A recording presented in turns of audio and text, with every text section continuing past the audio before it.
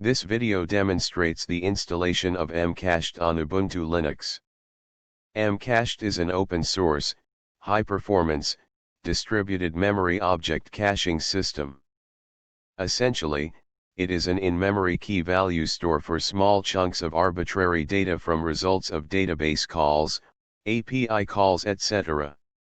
In OpenStack, the identity service authentication mechanism uses Memcached to cache tokens.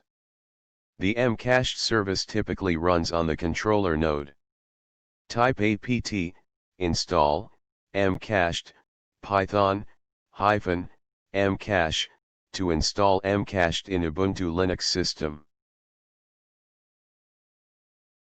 Type nano/etc/memcached.conf to edit the configuration file.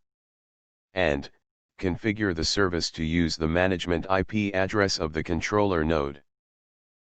In this installation, the IP address is 10.10.236.160.